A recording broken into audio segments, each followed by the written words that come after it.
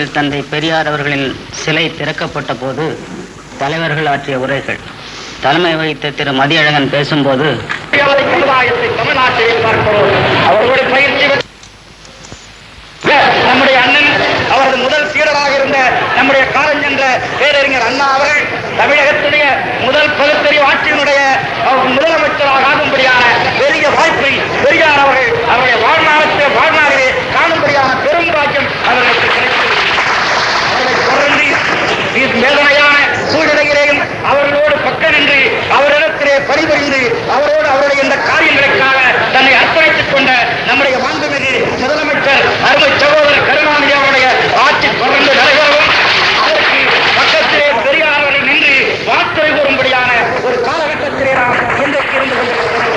இதற்காக இவர்கள் எடுத்துக்கொண்ட சிரமங்களை கொஞ்ச நேரம் சிந்தித்து பார்த்தோம் என்றால் இன்றைக்கு சாதாரணமான இந்த நேரத்திலே என்ன ஹரிஜன வகுப்பைச் சேர்ந்த ஒரு அதிகாரி IAS வகுப்பு அதிகாரியாக இந்த மாவட்டத்துடைய அதிகாரியாக பெரியார் அவரை வரவேற்றார். ஆனால் ஹரிஜன மக்கள் இந்த நாட்டிலே இருக்கிற கோயில்களுக்குள்ளே புகழக்கூடாது என்ற நேரத்திலே நம்முடைய ஊரிலே இல்ல பக்கத்திலே இருக்கிற மலையாள நாட்டில் வைக்கம் என்ற ஊரில் சட்டாக்கிரம் செய்து வைக்கம் வீரர் என்ற பெரும் பெயரை எடுத்தவர் பெரியார் அவர்கள். இன்றைக்கு சாதாரணமாக ஹரிஜன மக்களுக்காக வாரங்கள் கொண்டாடி விடலாம், சமதர்மத்தை பற்றி வார்த்தை அலங்காரங்களிலே பேசிவிடலாம். அந்த நாட்களிலே அதற்காக பணிபுரிந்தவர்கள். இன்றைக்கு தமிழகத்திலே இந்திய எதிர்ப்பு உணர்ச்சி வேறொன்று இருக்கிறது. இந்திய எந்த ரூபத்திலானாலும் சரி, எந்த வடிவத்திலானாலும் சரி, ஒரு மாநிலக்காரனுடைய மொழியை நாங்கள் என்றைக்கும் ஏற்றுக்கொள்ள மாட்டோம் என்று இன்றைக்கு 4 கோடி மக்களும் ஒரே குரலிலே இன்றைக்கு உரிமை குரல் எழுப்புகிறார்கள். ஆனால் இன்றைக்கு மிக சாதாரணமாக தெரிகிறது. இன்றைக்கு அதற்காக பாடுபடுவதற்கு ஒரு மாநில அரசே இருக்கிறது. மாநில அரசினுடைய முதலமைச்சர்கள் மாநாடுகளிலே பேசுகிறார்கள், பாராளுமன்ற உறுப்பினர்கள் பேசுகிறார்கள், நாடே கொதித்தெழுகிறது. ஆனால் இவைகளை எல்லாம் நாம் கனவு காணாத நேரத்தில், இவைகளை எல்லாம் சிந்திக்காத நேரத்தில் 1938ஆம் ஆண்டு இந்த லம்பாடி இந்தியை நான் புகுத்த விடமாட்டேன் என்று வடக்கே இருந்து வந்த இந்தியை கூட அவருடைய நெருங்கிய நண்பரும் இதற்கு முன்னாலே இருந்த சேலம் மாவட்டத்தைச் சேர்ந்தவருமான ராஜாஜி அவர்களை கொண்டு வந்த நேரத்திலே இந்திய எதிர்ப்பு போராட்டத்தை தொடங்கி அதற்கான தலைநாயகராக பெரியார் அவர்களானார். இன்றைக்கு இருக்கிற இந்திய எதிர்ப்பு இயக்கத்துடைய வரலாறு 1938ஆம் ஆண்டு அந்த நேரத்திலேதான் அதற்கு துவக்கம், அதற்கு ஆரம்பம், அதற்கு கால்போர் விழா எல்லாமே நடைபெற்றன. அன்றுதான் பெரியார் அவர்கள் நம்முடைய மாண்புமிகு முதலமைச்சர் அவர்களுக்கும் எனக்கும் தெரிந்தார்கள். அன்றுதான் தமிழை காப்பதற்கு, தமிழுக்காக வாதாடுவதற்கு, தமிழுக்காக உயிரை கொடுப்பதற்கு இந்த ஒரு உத்தமன் தோன்றிவிட்டான் என்ற எண்ணம் தமிழர்களுடைய உள்ளங்களிலெல்லாம் அன்றைக்குத்தான் பரவியது. ஆனால் இன்றைக்கு 30 ஆண்டுகள் உருண்டோடிவிட்டன. கொஞ்சம் மனத்திரையிலே நான் சிந்தித்து பார்க்கிறேன்.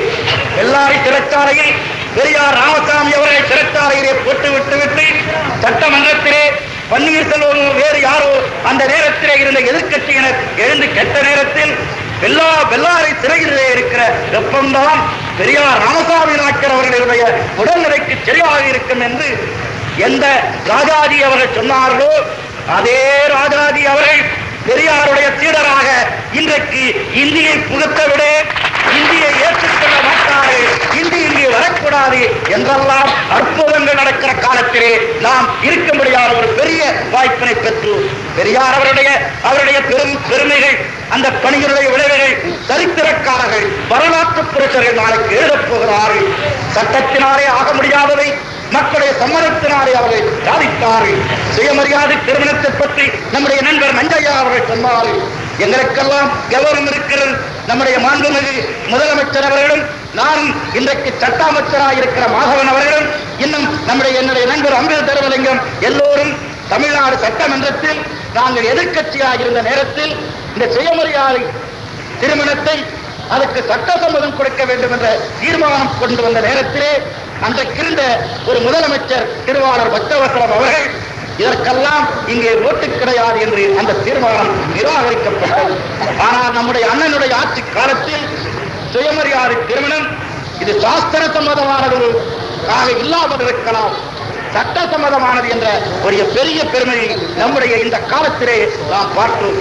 அண்ணா அவர்கள் அடிக்கடி சொல்லுவார்கள், நம்முடைய ஆட்சி காலத்தில் 2 ஆண்டு காலத்திலே நடைபெற்ற 2-3 அவருக்கு மிக மகிழ்ச்சி தரக்கூடிய காரியங்களிலே சுயமரியாத திருமணத்தை சட்டபூர்வமான திருமணமாக்கிய காரியம்தான் நாம் செய்த ஒரு பெரும் சேவை. பெரியார் அவர்களுக்கு என்னுடைய அன்பு காணிக்கை என்று அவர்கள் அடிக்கடி சொல்லுவார்கள். அவ்வளவு பெரிய ஒரு சமுதாயத்திலே சுயமரியாதை உணர்வை ஏற்படுத்தினார்கள். எங்கேயோ இருக்கிற விதி, எங்கேயோ இருக்கிற ஆண்டவர்கள் தன்னம்பிக்கை இல்லாத ஒரு பெரிய சமுதாயத்திலே உழைக்கிற சமுதாயம் தமிழர் சமுதாயம். இந்த சமுதாயம் தன்னுடைய மகிழ்வை ஏற்படுத்திக் கொள்ள முடியும், பகுத்தறிவுடனே நடக்க வேண்டும் என்பதற்கான சிந்தனையை தூண்டினார்கள். இவ்வளவு பெரிய தலையிறந்த சிந்தனையாளர்களை நாம் பெற்றதனாலே தமிழர் சமுதாயமே பெருமை பெற்றது. இன்றைக்கு அவருடைய இவ்வளவு உழைப்பினுடைய விளைவாக தமிழர் சமுதாயத்திலே மறுமலர்ச்சி மலர்ந்ததினாலே இன்றைக்கு நம்முடைய மாண்புமிகு முதலமைச்சர் அவர்கள் தலைமையிலே தமிழகத்திலே ஒரு புதிய அரசு, பகுத்தறிவு அரசு, ஏழை எளியவர்கள் சீமான்கள் இந்த தாரதமியத்தை ஒழிக்கிற அரசு, எல்லோருக்கும் வாழ்வளிக்கிற அரசு, சுரண்டல்காரன் சுரண்டப்படுகிறவன் இது இல்லாத ஒரு அரசு ஏற்படுவதற்கான பெரும் முயற்சியுடைய ஆயத்தங்கள் அடித்தளங்கள் இன்றைக்கு ஏற்பட்டிருக்கின்றன. இன்றைக்கு நாம் பெரியாருக்கு காட்டுகிற பெரும் மரியாதை, பெரியாருக்கு காட்டுகிற பெரும் சிறப்பு, நம்முடைய மாண்புமிகு முதலமைச்சர் அவர்கள், நம்முடைய பேரறிஞர் அண்ணா அவர்கள் விட்டுச் சென்ற காரியங்களை அவர்கள் விரைவாக முடிக்க வேண்டும். இன்றைக்கு நம்முடைய முதலமைச்சர் அவர்களிடத்திலே ஒப்படைக்கப்பட்டிருக்கிற காரியம் சாமானியமான காரியம் அல்ல. எங்களை போன்றவர்கள் மிக சாமானியர்களாக இருக்கலாம். ஆனால் இன்றைக்கு 4 கோடி மக்களுடைய தலைவிதி, 4 கோடி மக்களுடைய துன்ப துயரங்கள், 4 கோடி மக்களுக்கு இருக்கிற இளைஞர்கள், 4 கோடி மக்களை சுயமரியாதைக்காரர்களாக, பகுத்தறிவுள்ளவர்களாக, சமதர்மவாதிகளாக, சுரண்டப்படாதவர்களாக, தலைநிமிர்ந்து நிற்பவர்களாக, உலகத்துக்கு நல்ல மகிழ்ச்சியான அற்புதங்களை, வெற்றி படைப்புகளை படைப்பதற்கான வாய்ப்புகளை இன்றைக்கு நாம் அவர்களிடத்திலே அடித்திருக்கிறோம். அதற்கு உறுதுணையாக நின்று அதற்கு தமிழகத்திலே மலருவதற்கு நாம் எல்லோரும் பொது தமிழ்நாட்டிலே இருக்கிற இந்த கட்சியைச் சேர்ந்தவர்கள், அந்த கட்சியைச் சேர்ந்தவர்கள் என்பவர்களல்ல, எல்லா கட்சியில் இருக்கும் இன்றைக்கு உறுதி எடுத்துக்கொண்டு அந்த உறுதியின் மூலமாக நம்முடைய உழைப்பை நல்குவதுதான் பெரியார் அவர்களுக்கு நாம் செய்கிற பெரும் பாராட்டுதலாகும். பெரியார் அவர்கள் இவ்வளவும் அற்புதங்களையும் கண்டார்கள்.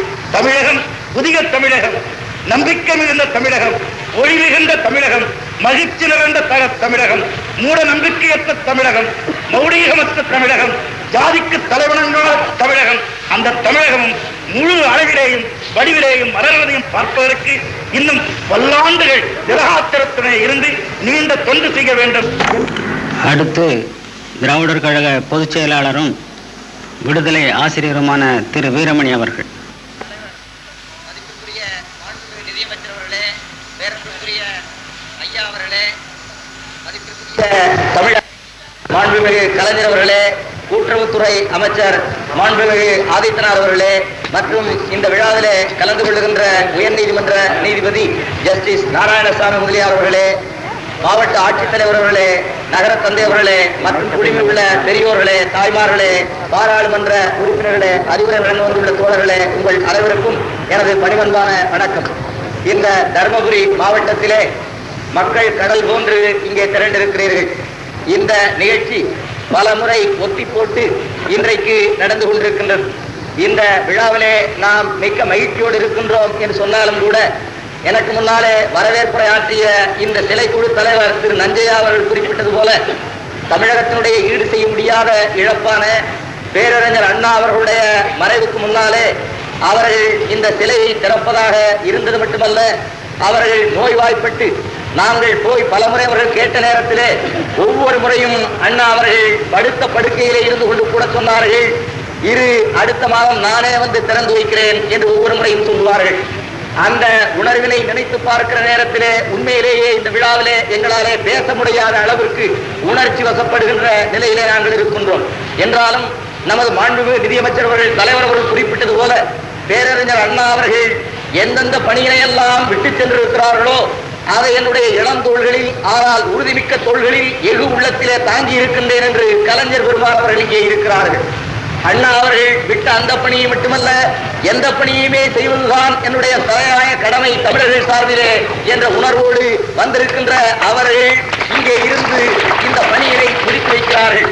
அது மட்டுமே அல்ல, எப்படி பேரறிஞர் அண்ணா அவர்கள் ஐயா அவர்களுடைய ஈரோட்டு பள்ளியிலே தயாரானவர்களோ அதுபோல கலைஞர் அவர்களும் தயாரானவர்கள் என்பது மட்டுமல்ல, கலைஞர் அவர்கள் பதவி பொறுப்பை ஏற்ற நேரத்திலே மிக அடக்கத்தோடு சொன்னார்கள், நான் பெரிய பட்டதாரி அல்ல, நான் படித்ததெல்லாம் ஈரோட்டு பள்ளி, கண்டதெல்லாம் காஞ்சி கல்லூரி என்றவர்கள் குறிப்பிட்டார்கள்.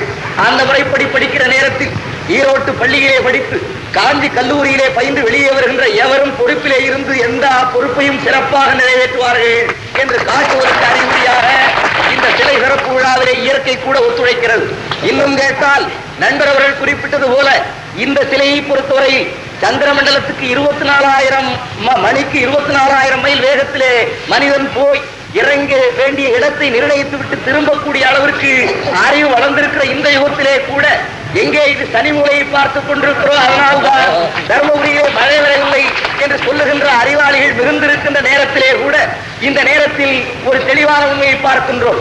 10 நேரத்துக்கு முன்பு கூட நம்முடைய முதல்வர்கள் திரும்பி எங்களிடம் சொல்லிக் கொண்டிருந்தார்கள், நான் எப்போது தர்மபுரிக்கு வருகிறேனோ அப்போதெல்லாம் இன்று மழை உண்டு என்று சொன்னார்கள். உடனே நான் வேடிக்கையாக சொன்னேன், வறட்சி நிவாரணத்துக்கு வேறு எதுவும் செய்ய வேண்டியதில்லை, தர்மபுரிக்கு வந்து சொன்னாலே அது போதுமானது என்று சொன்னேன். இது தர்மபுரிக்கு மட்டுமல்ல, வறண்டிருக்கின்ற எல்லா பகுதிக்கும் நமது முதல்வர்கள் சென்றாலே அங்கு மழை பெய்யும், மழை பெய்வதும் மட்டுமல்ல பசுமை உள்ளம் தெரியும் என்று காட்டக்கூடிய உணர்ச்சியை பெற்றிருக்கின்றோம். ஐயா அவர்களுடைய தொண்டு இன்றைக்கு எவ்வளவு காய்த்து கரைந்திருக்கிறது என்பதற்கு இந்த 2 பக்கத்தை பார்த்தாலே உங்களுக்கு மிக தெளிவாக தெரியும். இந்த 2 பக்கத்தையும் பார்த்து இன்னும் உங்களுடைய கண்களை கொஞ்சம் சற்று அகலமாக இந்த 2 பக்கத்தை பார்த்தால் இன்னும் தெளிவாகும். தந்தை பெரியார் அவர்கள் தமிழகத்து பொது வாழ்க்கையிலே தோன்றுவதற்கு முன்னாலே தமிழர்களுடைய வாழ்வு இந்த பட்டுப்போன மரம் போல. இந்த மரத்தை பார்த்தால் உங்களுக்கு தெளிவாக தெரியும். ஐயா அவர்களுடைய 60 ஆண்டுகளாக அவர் பாடுபட்டு உழைத்தவருடைய பலன் பசுமை மிக்க இந்த பெரிய மரம் போல என்பது மிக தெளிவாக தெரியும். அதோடு மட்டுமல்ல, இந்த மரத்தை விட இது புளிய மரம் தான், ஆனால் இதை விட பெரிய ஆலமரமாக நாங்கள் இருக்கின்றோம், ஐயா அவருடைய பொது தொண்டுக்கு ஆலம் விழுதுகளாக இருக்கின்றோம் என்று காட்டக்கூடிய அமைச்சர் பெருமான்கள் இங்கே வந்திருக்கின்றார்கள். அவருடைய கொள்கை சிறப்பாக இருக்கும். இது இந்த பக்கத்திலே. இன்னொரு பக்கத்தை எடுத்துக்கொண்டால் ஆட்சித்துறை, நீதித்துறை, இந்த 2க்கும் தமிழர்களே லாயக்கில்லை என்று கருதப்பட்ட காலம் ஒன்று உண்டு. அது புரட்டான காலம். ஆனால் வாய்ப்பு கொடுத்தால் ஒளிமிக்க சிறப்பான சாதனை எங்களாலே, சமுதாயத்தாலே, ஜாதியாலே, ஜாதி தர்மத்தாலே தள்ளப்பட்ட எங்களாலே செய்து காட்ட முடியும் என்று காட்டக்கூடிய, இந்தியாவிலே மற்றவர்களாலே பாராட்டப்படக்கூடிய முதல்வர் இங்கே இருக்கின்றார். அதுபோல இந்தியாவிலே மற்றவர்களாலே பாராட்டப்படக்கூடிய தலைமை நீதிபதி, தமிழர் நீதிபதி, பிரதமர் நீதிபதி இங்கே இருக்கின்றார்கள். நீதித்துறையும் ஆட்சித்துறையும் போட்டியிட்ட காலம் ஒன்று உண்டு. ஆனால் இன்றைக்கு தந்தை பெரியார்களுடைய 2 கரங்களாக தமிழகத்திலே நீதித்துறையும் இருக்கின்றது, ஆட்சித்துறையும் இருக்கின்றது, மக்கள் துறை வந்து கொண்டிருக்கிறது என்பதை இந்த காட்சி காணுகிறது. வாழ்க வணக்கம். தந்தை பெரியார் சிலையை திறந்து வைத்து தமிழக முதல்வர் கலைஞர் அவர்கள் பேசுகிறார்கள். தருமபுரி மாவட்டத்தில் தமிழக மக்கள் அனைவருடைய வாழ்த்துக்களையும் பெற்று பெரியார் அவர்களுடைய சிலை திறப்பு விழா வெகு சிறப்பாக நடைபெற்றுக் கொண்டிருக்கின்றது. இந்த விழாவில் நான் கலந்து கொண்டு என்னை ஆளாக்கிவிட்ட பெரியார் ராமசாமி அவர்களுடைய சிலையினை திறந்து வைத்ததில் எவ்வளவு மகிழ்ச்சி அடைவேன் என்பதனை நீங்கள் எல்லாம் மிக தெளிவாக உணர்வீர்கள். தலைவர் தன்னுடைய உரையிலே குறிப்பிட்டதை போலவும் நண்பர் விடுதலை வீரமணி அவர்கள் விளக்கி காட்டியதை போலவும் தொடக்கத்திலே நான் பெரியார் பள்ளிக்கூடத்திலே படித்தவன். அந்த பள்ளிக்கூடத்திற்கு நான் எப்படி சென்றேன் என்றால், என்னுடைய பெற்றோர்கள் வேறொரு பள்ளிக்கூடத்திற்கு போ என்று துரத்திய நேரத்தில் அந்த பள்ளிக்கூடத்திற்கு போக மறுத்து இந்த பள்ளிக்கூடத்திற்கு வந்தேன். ஊரார் சொன்னார்கள் உருப்படுவானா என்று. ஆனால் உருப்பட்டேனா இல்லையா என்பதை இன்று ஊரறிகிறது, உலகம் அறிகிறது. நம்முடைய நண்பர் வீரமணி அவர்கள் பேசுகிற நேரத்தில் ஐயா அவர்களுக்கு இருபுறத்தில் உள்ளவர்களை எல்லாம் சுட்டிக்காட்டி பெரியார் அவர்களுடைய பெருந்தொண்டினால் விளைந்த பயன் இது என்பதை எடுத்து சொன்னார்கள். அவர்கள் மனிதர்களை சுட்டி காட்டினார்கள், மரங்களை ஒப்பிட்டு காட்டினார்கள். பெரியாருக்கு பக்கத்தில் இருக்கிற நாய்க்குட்டியை வீரமணி சுட்டி காட்டவில்லை. நாய் நன்றி உள்ள பிராணி, நன்றியின் அடையாளம். பெரியார் பக்கத்திலே இன்றைக்கும் நன்றி இருக்கிறது என்பதற்கு அடையாளம் தான் நாங்கள் அவர்களுக்கு பக்கத்தில்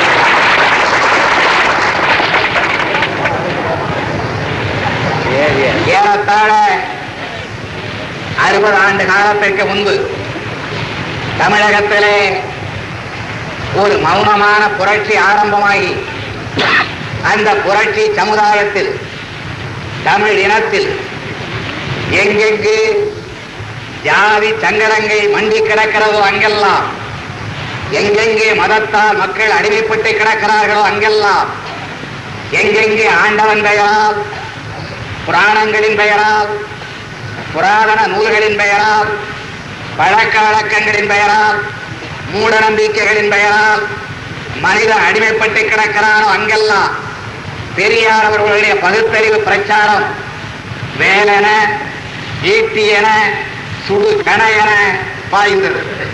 அப்படி பாய்ந்த காலத்தில் தமிழகத்தில் ஏற்பட்ட இந்த பிரளயம் எங்கு போய் நிற்குமோ, எதிரே போய் முடியுமோ என்றெல்லாம் ஆத்திகத்திலே அதிக அக்கறை கொண்டவர்கள் அழுது தீர்த்தார்கள். ஆனால் பெரியாரர்கள் எடுத்த பணி எவ்வளவு திறம்பட வெற்றிகரமாக நடைபெற்றிருக்கிறது என்பதற்கான எடுத்துக்காட்டுகள் பலவற்றை இன்று தமிழக மக்களாகிய நீங்கள் உணர்ந்து வருகிறீர்கள். பெரியார் அவர்களோடு நாங்கள் பல ஆண்டு காலம் பழகி இருக்கிறோம். என்னை பொறுத்தவரையில் 1938ஆம் ஆண்டு தமிழகத்திலே இந்திய எதிர்ப்பு போராட்டம் தொடங்கிய நேரத்தில் நான் 2ஆம் படிவத்தில் திருவாரூர் உயர்நிலை பள்ளியிலே படித்துக் கொடுத்த நேரத்தில் இந்திய எதிர்ப்பு போராட்டத்தால், பெரியார் அவர்களுடைய பேச்சால், பெரியார் அவர்களுடைய ஆணித்தரமான வாதங்களால் அவருடைய இயக்கத்திற்கு நான் ஈர்க்கப்பட்டவர். அந்த நேரத்தில் நம்முடைய மாண்புமிகு நண்பர் மதியழகர்கள் குறிப்பிட்டதைப் போல் சட்டமன்றத்தில் மூதறிஞர் ராஜாஜி அவர்கள் ஒரு கேள்வியை கேட்டார். யாரை பார்த்து? சரி, ஏடி பன்னீர்செல்வத்தை பார்த்து கேட்டார். ஏதோ தமிழ்நாட்டிலே இந்திய எதிர்ப்பு என்கிறீர்களே, இந்திய எதிர்ப்பவர்கள் யார்? 2 பேர் தான். ஒருவர் ராமசாமி நாயக்கர், இன்னொருவர் பசுமலை சோமசுந்தர பாரதியார். 2 பேர் தான் இந்திய எதிர்க்கிறார்கள் என்று சொன்னார். உடனே சார் ஏடி பன்னீர்செல்வம் எழுந்து பதில் சொன்னார், ஆமாம், எதிர்ப்பவர்கள் 2 பேர் தான், ஆனால் கொண்டு வருபவர் தாங்கள் ஒருவர் தான். இதிலேயே மெஜாரிட்டி எதிர்ப்பினர்களாக இருக்கிறது. ஆகவே அதை கைவிட்டு விடுங்கள் என்று பாராளுமன்ற வாதத்திற்கு பெயர் போன பன்னீர்செல்வம் அவர்கள் அன்றைய தினம் சட்டமன்றத்திலே வாதித்தார்கள். அவைகளெல்லாம் எங்களை ஈர்த்தன. பெரியார் அவர்கள் பெல்லாரி சிறைக்கு கொண்டு போகப்பட்டார்கள். 100கணக்கான அடக்குமுறைக்கு ஆளாக்கப்பட்டார்கள். சிறைச்சாலை அவர்கள் தினந்தோறும் சென்று வருகின்ற புனித பூமியாக ஆயிற்று. சிறைச்சாலைக்கும் பெரியாருக்கும் நீங்காத தொடர்பு ஏற்பட்டது. அப்படிப்பட்ட பெரும் போராட்டத்தை இந்திய எதிர்த்து பெரியார் அவர்கள் ஆரம்பித்த காலத்தில் நானும் என்னை போன்றவர்களும் அன்றைய தினம் இளைஞர்களாக இருந்த பல்லோரும் அவர்களுடைய இயக்கத்திலே சேர்ந்தார்கள். அந்த காலகட்டம்தான் பேரறிஞர் அண்ணா அவர்கள் பெரியாரால் ஈர்க்கப்பட்ட காலமாகும். அவர்களோடு நாங்கள் 2 கலந்து இருந்தோம். இடையிலே ஒரு 18 ஆண்டு காலம் பெரியார் அவர்களுக்கு எங்களுக்கும் இடையில் ஊழல். அதை பெரியார் அவர்கள் பல மேடைகளிலே குறிப்பிட்டிருக்கின்றார்கள். அந்த ஊழல் உள்ளபடியே நாங்கள் ஊகம் வகித்துக் கொண்டு எங்களுக்குள்ளாக ஏற்படுத்திக் கொண்ட ஊழல் என்று கூட அண்ணா அவர்கள் அடிக்கடி சொல்லிக் கொண்டிருக்கின்றார்கள். பெரியார் அவர்கள் 18 ஆண்டு காலம் திராவிட முன்னேற்ற கழகமாக நாங்கள் பிரிந்த பிறகு சென்னையில் பெருத்த மழைக்கு இடையிலே திராவிட முன்னேற்ற கழகத்தை தொடங்கிய நேரத்தில் பேரறிஞர் அண்ணா அவர்கள் சொன்னார்கள், மேடையிலே ஒரு நாற்காலியை காலியாக போட்டுவிட்டு சொன்னார்கள், இது என்னுடைய தலைவர் பெரியார் அமர்ந்திருந்த நாற்காலி. திராவிட முன்னேற்ற கழகத்திற்கு தலைவர் என்று யாரும் கிடையாது, பொதுச் செயலாளர் தான். தலைவர் அமர்ந்திருந்த நாற்காலி காலியாகவே இருக்கும். மறுபடியும் பெரியார் வந்து அமர்கிற வரையில் அந்த நாற்காலி காலியாகவே இருக்கும் என்று அண்ணாவை சென்னை ராபின்சன் பூங்காவில் நடைபெற்ற மாபெரும் பொதுக்கூட்டத்தில் திராவிட முன்னேற்ற கழகத்தினுடைய துவக்க விழாவிலே எடுத்துச் சொன்னார்கள். 18 ஆண்டு காலம் ஐயா அவர்களும் நாங்களும் பிரிந்திருக்க நேரிட்டது. ஆனால் அந்த பிரிந்திருந்த நேரத்தில் அவர்களே சொல்வார்கள், எனக்கு பிறகு குறிப்பிட்டாலும் குறிப்பிடுவார்கள், எவ்வளவோ இவர்களை நான் தாக்கினேன், எவ்வளவோ ஏசினேன், அவைகளை எல்லாம் அவர்கள் பொறுமையோடு பொறுத்துக் கொண்டார்கள் என்றெல்லாம் குறிப்பிடுவார்கள். ஆனால் ஐயா அவர்கள் எங்களை தாக்கியவையும் ஏசியவையும் எங்களுக்கு அவர் தருகின்ற பயிற்சியாகத்தான் நாங்கள் எடுத்துக்கொண்டோம். அண்ணா அப்பொழுதே சொன்னார், காடுகளில் யானை தன்னுடைய குட்டியை தன்னுடைய துதிக்கையால் தட்டியும் காலால் உதைத்தும் அங்கும் இங்கும் உருட்டியும் அதற்கு வீரத்தை உருவாக்கும். அதற்கு இப்படிப்பட்ட சங்கடங்களை அனுபவிப்பதற்கு பயிற்சியை தரும். அதை போலத்தான் பெரியார் எங்களை தாக்கியும் ஏசியும் பேசியும் எங்களுக்கு பயிற்சி அளிக்கிறார் என்று குறிப்பிட்டார்கள்.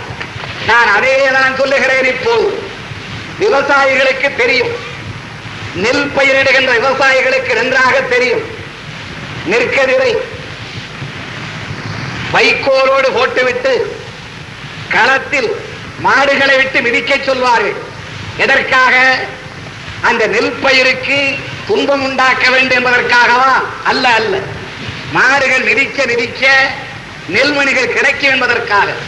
அதை போல பெரியார் அவர்கள் நெல்கதிர்களாகிய எங்களை 18 ஆண்டு காலம் மாடுகளை விட்டு மிதிக்க சொன்னார். இப்பொழுது அந்த நெல்மணிகள் கிடைத்திருக்கிறது. அதை கையிலே அள்ளி பார்த்து, ஆகா, மரகத மணிகள், மாணிக்க மணிகள் என்றெல்லாம் பாராட்டிக் கொண்டிருக்கிறார். 18 ஆண்டு காலம் காஞ்சிபுரம் மாநாட்டில் கல்யாண சுந்தர முதலியார் தலைமையிலே நடைபெற்ற மாநாட்டில் துண்டை உதறி தோளிலே போட்டுக்கொண்டு தன்னுடைய கைத்தடியை காஞ்சிபுரத்து மண்ணிலே வேகமாக ஊன்றி காங்கிரசை ஒழித்து கட்டிவிட்டு தான் மறுவேலை பார்ப்பேன் என்று வெளியேறினார் பெரியார். அப்படி வெளியேறியவர் காங்கிரசுக்காக 18 ஆண்டு காலம் பிரச்சாரம் செய்தார் என்றால் அவரும் ஒத்துக்கொள்ள மாட்டார், நானும் நம்ப தயாராக இல்லை. அவர் அந்த வேலையை அங்கே போய் செய்து முடித்தார் என்பதை தவிர அதற்கு வேறு பொருள் இருப்பதாக எனக்கு புரியவில்லை. அப்படிப்பட்ட ஆற்றல் பெற்றவர், அறிவின் சுரங்கம், பகுத்தறிவு பேழை, கருத்து கருவூலம், தமிழகத்திலே மண்டி கிடந்த மூட நம்பிக்கைகளை எல்லாம் உதறிவிடுவதற்காக கிளர்ந்தெழுந்த புயல் காற்று பெரியார் ராமசாமி அவர்களாவார். எனக்கு நன்றாக நினைவிருக்கிறது, பாண்டிச்சேரியில் என்னை அடித்து துவைத்து சாக்கடை ஓரத்திலே இவன் செத்துவிட்டான் என்று வீசிவிட்டு போன பிறகு என்னை இருகையால் அணைத்து என்னுடைய காயங்களுக்கு மருந்து போட்டு, எங்கேயோ பிறந்த பிள்ளை எனக்காக எவ்வளவு பாடுபட்டிருக்கிறான் பா என்று மருந்து போட்டு ஈரோட்டு பாசறைக்கு வா என்று சொல்லி குடியரசு பத்திரிகையிலே துணை ஆசிரியனாக ஆக்கி நான் எழுதியதையெல்லாம் பார்த்து மகனுடைய செயல்களை மாதா பார்த்து மகிழ்வதைப் போல் நான் எழுதியதையெல்லாம் பார்த்து பார்த்து பாராட்டி பாராட்டி நான் நன்றாக எழுதினேனோ இல்லை எனக்கு தெரியாது, நன்றாக இருக்கிறது என்று கூறி இப்படியே எழுதுகிறது என்று எனக்கு ஊக்கமளித்த என்னுடைய தந்தை பெரியார் அவர்களுடைய சிலையை நான் திறக்கிறேன் என்பதிலே எனக்கு இருக்கின்ற பெருமிதமும் பெருமையும் வேறு யாருக்கும் இருக்க முடியாது என்று நான் சின்னமாக சொல்லுவேன். அண்ணனை இழந்திருக்கின்ற எங்களுக்கு இன்றைக்கு பெரியார் அவர்கள் ஒரு பெருமாளராக சொல்லுகிறார். அவரை எண்ணிக்கொள்ளுகிறோம். எங்களுக்கு இருக்கிற சங்கடங்களை எல்லாம் நாங்கள் போக்கிக் கொள்ளுகிறோம். நான் நகரசபை விழாவிலே பேசுகிற நேரத்திலே சொன்னார், என் சொல்படி நடப்பதாக சொல்லுகிறாயே, இப்படி நீ சொல்வதால் எனக்கல்லவா தொல்லை அதிகம் என்று சொன்னார். எல்லோரும் அவரிடத்திலே போய், கருணாநிதி உன் சொல்படி நடக்கிறானே, இந்த காரியத்தை செய்து கொடு என்று எங்கே கேட்பார்களோ என்கின்ற பயத்திலே பெரியார் அவர்கள் சொன்னார்கள், தள்ளாத வயதில் அப்படிப்பட்ட பொல்லாத தொல்லைகளை எல்லாம் யார் அவருக்கு வழங்க வேண்டாம் என்று நான் தயவு செய்து தமிழ் பெருங்குடி மக்களை எல்லாம் கேட்டுக் கொள்ளுகின்றேன். கேட்பதை நேரடியாக கேளுங்கள். முடிந்ததை செய்கிறோம், ஆனதை செய்கிறோம், ஆகக்கூடியதை செய்கிறோம், நியாயமானவைகளை செய்கிறோம், நேர்மையானவைகளை செய்கிறோம். பெரியார் விரும்புவது அதுதான், அதை செய்கிறோம். அவர் பகுத்தறிவு ஆட்சி நடைபெற வேண்டும் என்று விரும்பினார், நடைபெறுகிறது. அவர் மகிழ்கிறார், பாராட்டுகின்றார். அவர் நீண்ட நாள் இருந்து எங்களை பாராட்டிக் கொண்டே இருக்க வேண்டும் என்று நாங்கள் கருதுகிறோம். இது தருமபுரி. பழைய இலக்கியத்தில் தகடு அதமன் கோட்டை என்று பெயர் அல்ல, அல்ல, இலக்கிய பெயர் அதியமான் ஆண்ட கோட்டை, அதியமான் கோட்டை. அந்த அதியமான் நீண்ட நாள் வாழ்வதற்கு ஒரு நெல்லிக்கனி பெற்றான். அந்த நெல்லிக்கனியை தான் வாழ்ந்து என்ன பயன் என்பதற்காக ஔவை பிராட்டிக்கு கொடுத்து, நீ வாழ்ந்தால் தமிழ் நீண்ட நாள் வாழும் என்று ஔவைக்கு கொடுத்தான். நான் அதியமானாக இல்லாவிட்டாலும் அமைச்சனாக இருக்கிறேன், எனக்கு அப்படி ஒரு நெல்லிக்கனி கிடைத்தால் அதை பெரியாரிடத்திலே கொடுத்து நீண்ட நாள் வாழுங்கள் என்றுதான் வாழ்த்துவேன் என்று கூறி, பெரியார் வாழ்க, பெரியார் வாழ்க என்று ஒழித்து விடைபெறுகின்றனர்.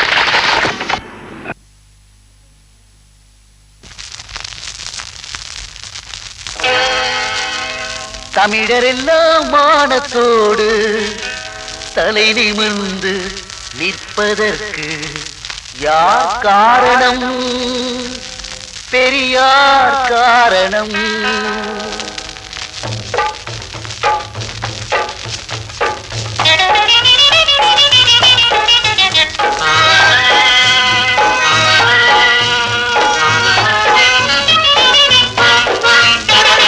தமிழரெல்லாம் மானத்தோடு தலை நிமிர்ந்து நிற்பதற்கு யார் காரணம்? பெரியார் காரணம். தமிழரெல்லாம் மானத்தோடு தலை நிமிர்ந்து நிற்பதற்கு யார் காரணம்? பெரியார் காரணம்.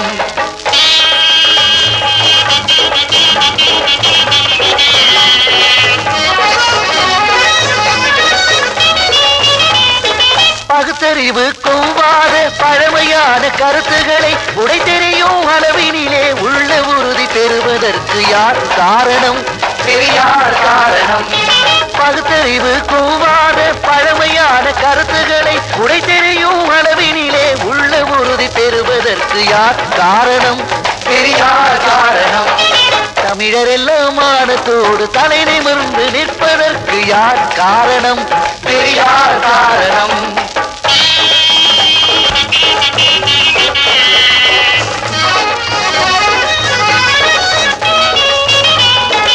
அறிஞர்களும் கலைஞர்களும் ஆர்வமுள்ள தொண்டர்களும் நாடு வாழ பாடுபடும் நல்லவர்கள் வளர்வதற்கு யார் காரணம்? பெரியார் காரணம். அறிஞர்களும் கலைஞர்களும் ஆர்வமுள்ள